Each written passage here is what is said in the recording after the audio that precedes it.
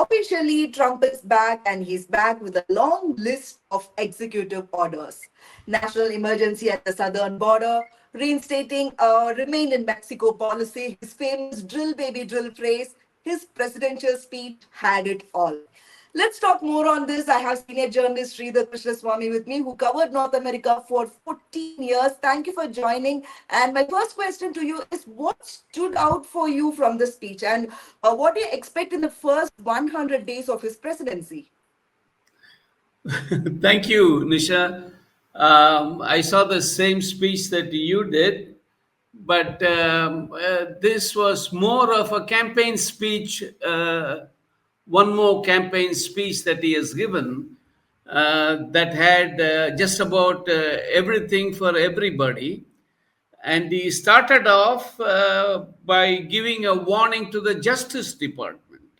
You see, that is what stood out in the entire 40 odd minutes of his speech.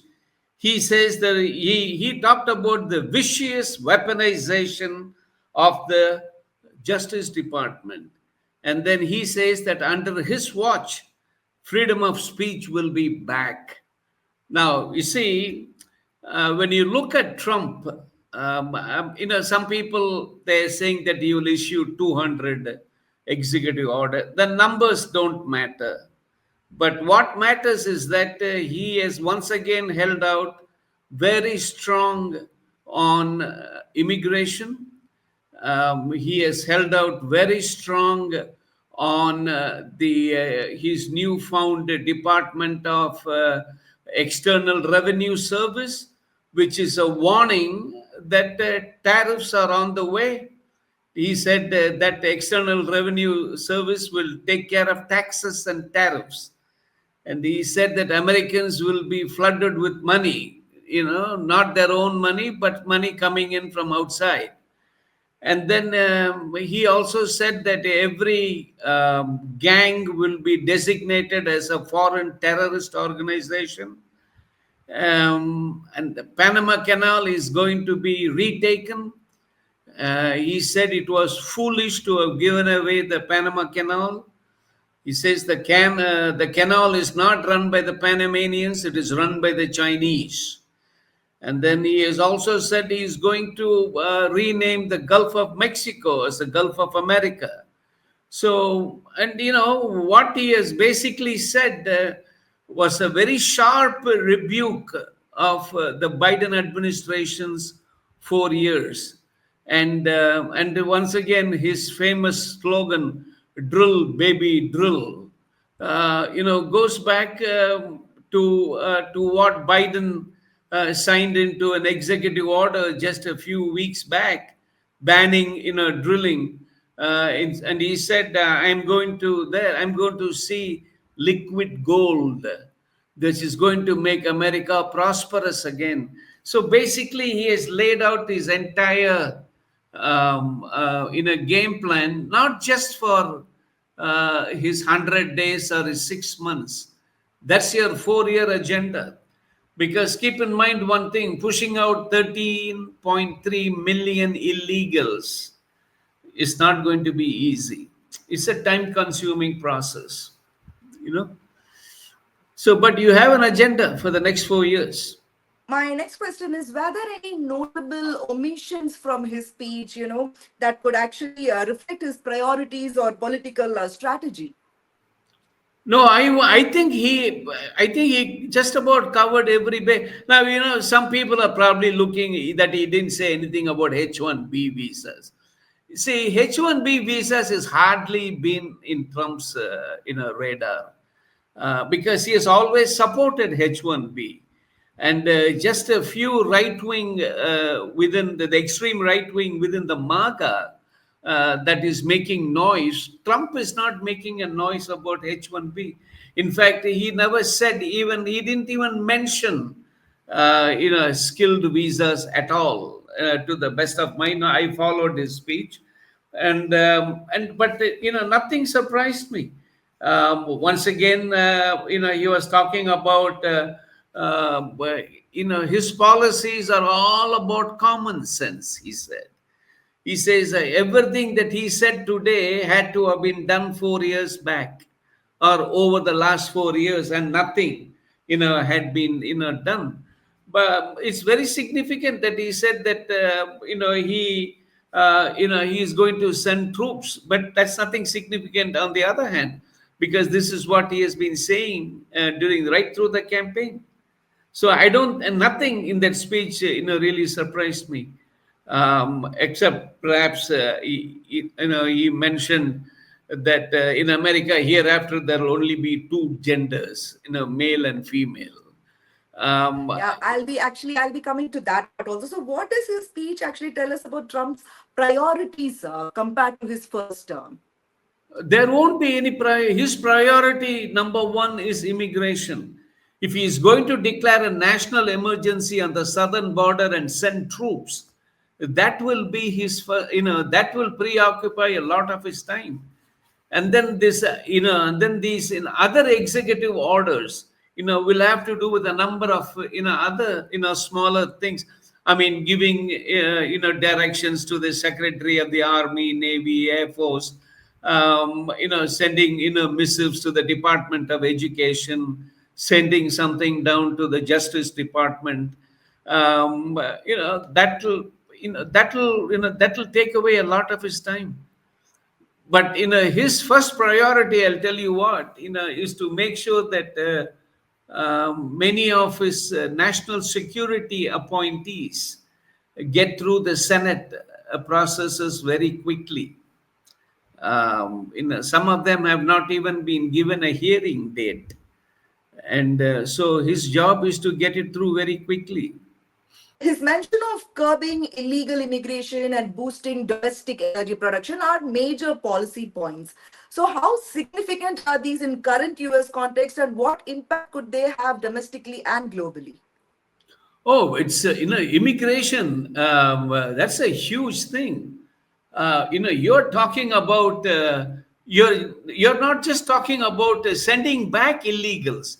You're talking about stopping them. He said very clearly, we have to go back to the policy of making them stay in Mexico.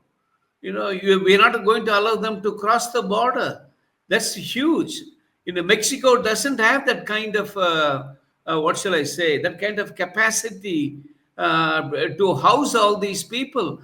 And once you get very tough on the border, with that comes a number of other corollaries, like you're tightening up of asylum seekers.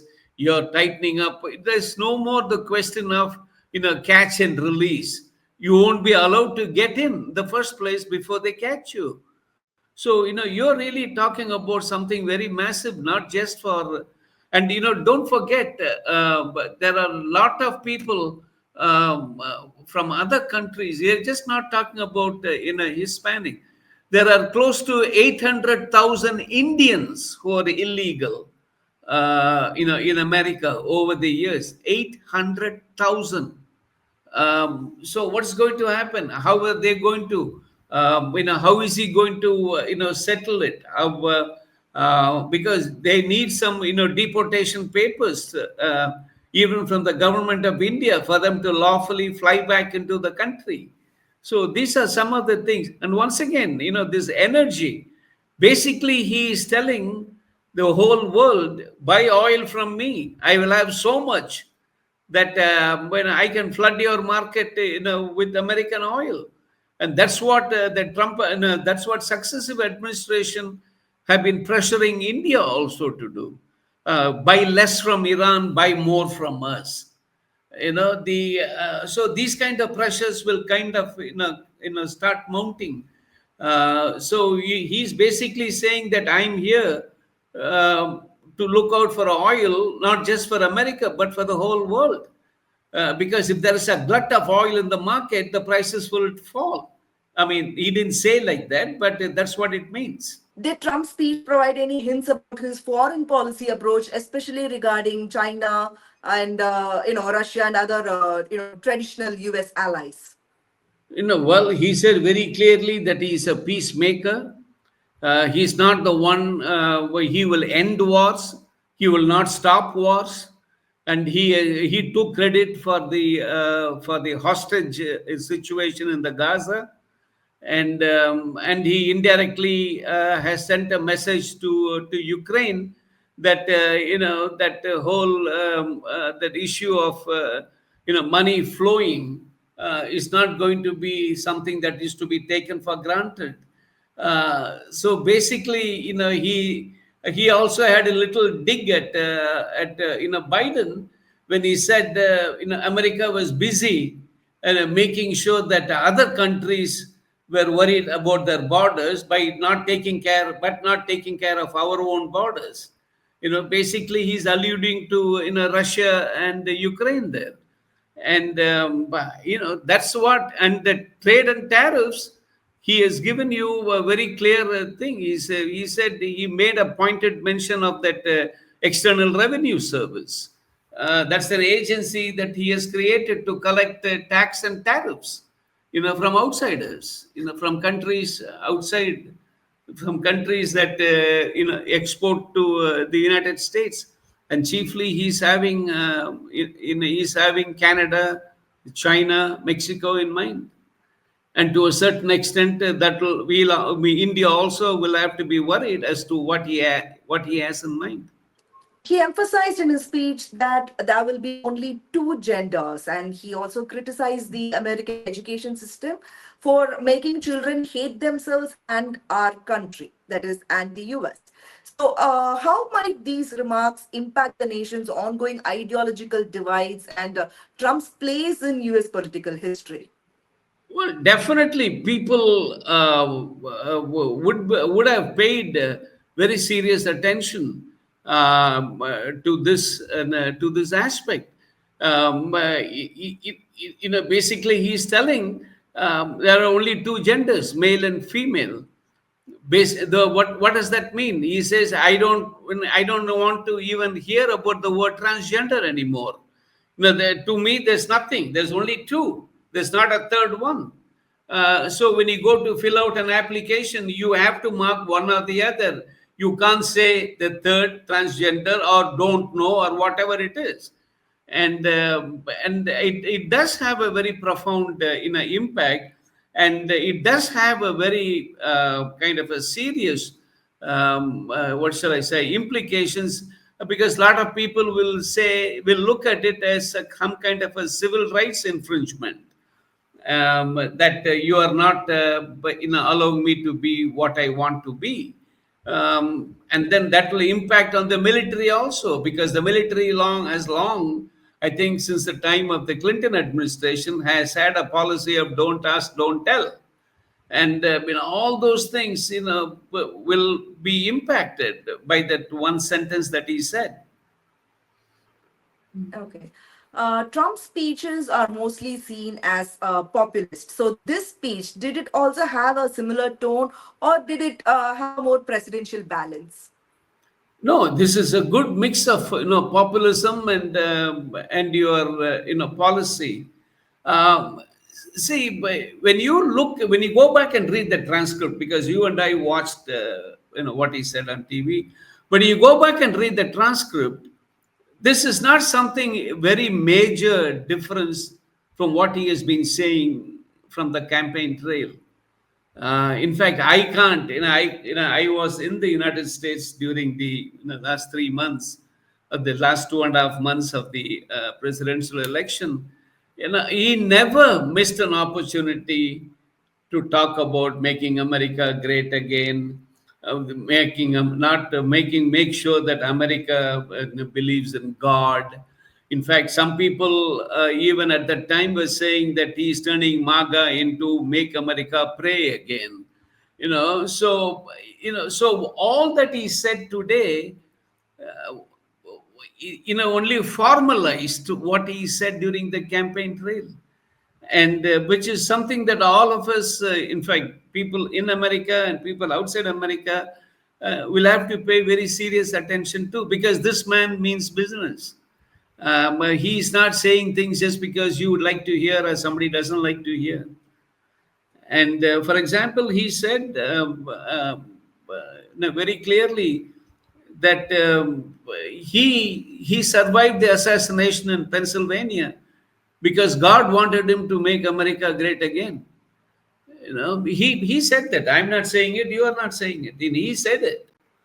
And basically he is bringing back something that people have studiously tried to avoid in a mixing religion and politics and there, but he made no bones of it.